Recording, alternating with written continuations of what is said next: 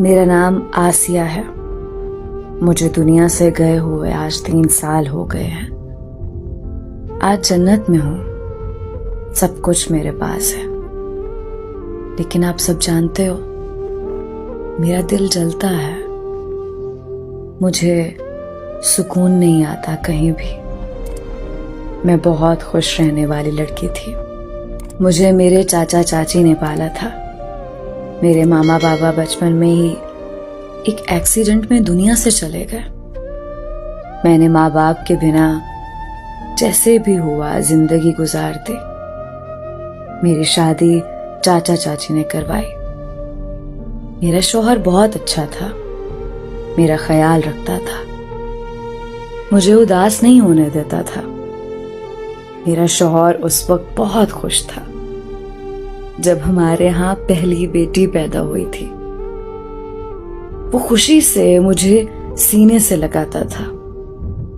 फिर यूं हुआ, अल्लाह पाक ने मुझे 5 बेटियां दी। एक बेटी एबनॉर्मल थी, वो चल फिर नहीं सकती थी। मेरा शौहर मेरी सास ताने देने लगे। मैं अपनी बेटियों को लेकर बहुत रोई थी। शौहर मुझसे मुंह फेरने लगा, मुझे खर्ची देना बंद करती। मेरी छोटी छोटी शहजादियां भूख से तड़पने लगी। मां हूं ना, जब अपनी बेटियों की भूख बर्दाश्त ना हुई, मैं अपने शौहर से झगड़ा करने लगी। जब मैं अपने शौहर से लड़ती, मेरी छोटी छोटी नन्ही सी परियां दीवार के साथ खड़ी एक कोने में चीख चीख कर रोया करती थी। शौहर एक डंडा उठाता, उस वक्त तक मारता जब तक मैं बेहोश ना हो जाती। मेरी बेटियां मेरे होश में आने तक मेरे साथ बातें करती रहती। एक कहती, मम्मा उठ जाओ ना। एक मेरा मुंह चूमती, मेरी आंखें खोलने की कोशिश करती। बड़ी वाली इतनी डर जाती, वो मेरे दुपट्टे में छुप जाती। जब मैं होश में आती तो कहती, मामा हमको खाना नहीं खाना, बस आप हमारे पास सो जाएं। अपनी भूखी बेटियों को सीने से लगाकर लोरी सुनाती। माँ बाप थे नहीं, चाचा चाची ने बोझ उतारा सर से। कोई सहारा बाकी नहीं था। सास मेरा कलेजा खाने को दौड़ती। शौहर घर आता, मेरी बेटियां मेरे पीछे छुप जाती थीं। मेरी बड़ी बेटी 7 साल की थी। एक दिन मेरे शौहर ने उसे कहा, खाना डाल कर दो। वो खाना प्लेट में डाल रही थी। खाना गर्म होने की वजह से उसके हाथ से गिर गया।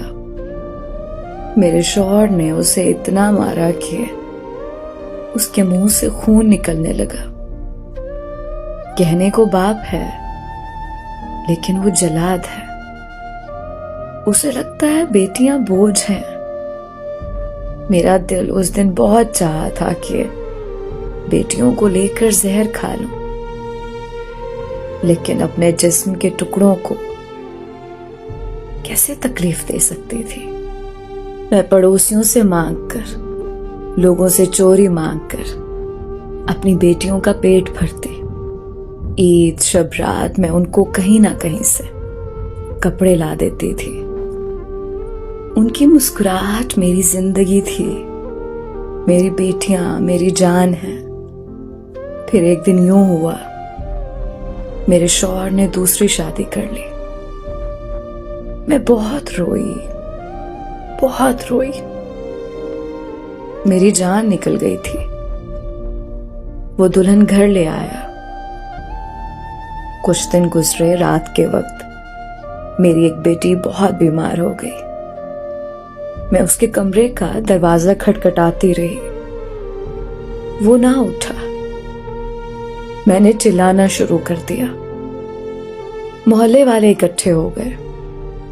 वो मेरी बेटी को अस्पताल ले गए। सुबह मेरा शौहर डंडा लिए मेरे पास आया, मुझे गालियां देने लगा।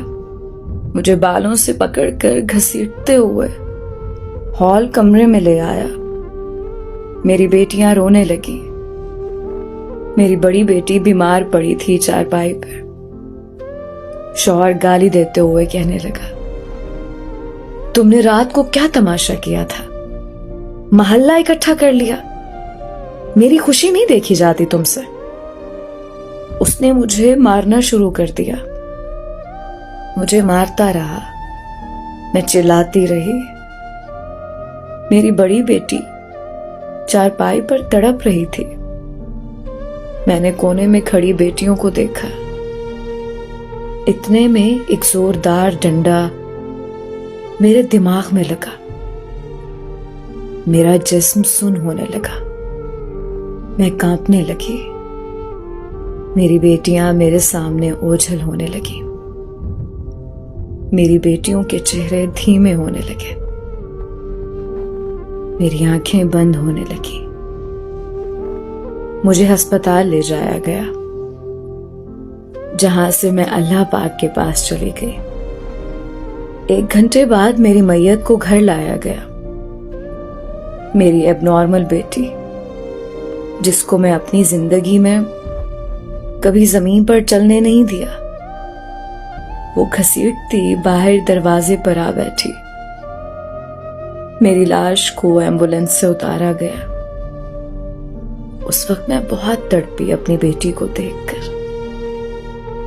मां मर जाएं, एक ही लम्हे में उनकी औलादें, खासकर बेटियां, आसमान से जमीन पर क्यों आ जाती हैं। आखिरी बार अपनी छोटी बेटी को देखा, जो 2 साल की थी। वो अनजान थी, चारपाई पर खुद खेल रही थी। मेरी बेटियां मेरी लाश के पास खड़ी मुझसे बातें करने लगी। बड़ी बेटी ने मेरा खून साफ किया। छोटी मेरा मुंह चूम रही थी। एबनॉर्मल बेटी को कमरे में बंद कर दिया था कि वो तंग करेगी आए हुए लोगों को। एक मेरी आंख से बहने वाला आंसू साफ कर रही थी। मैं आसमान की तरफ सफर करते हुए सब देख रही थी। एक बेटी ने मेरी आंखें खोली और कहने लगी, मामा उठो, छोटी रो रही है, उसे भूख लगी है। वो सारी रात मेरे पास बैठी रही थी। मेरा जिस्म ठंडा पड़ चुका था। मेरी बेटी ने अपनी छोटी बहनों को अपने पास बिठाया। कहने लगी, मामा सो गई हैं, मामा के साथ लेट जाओ।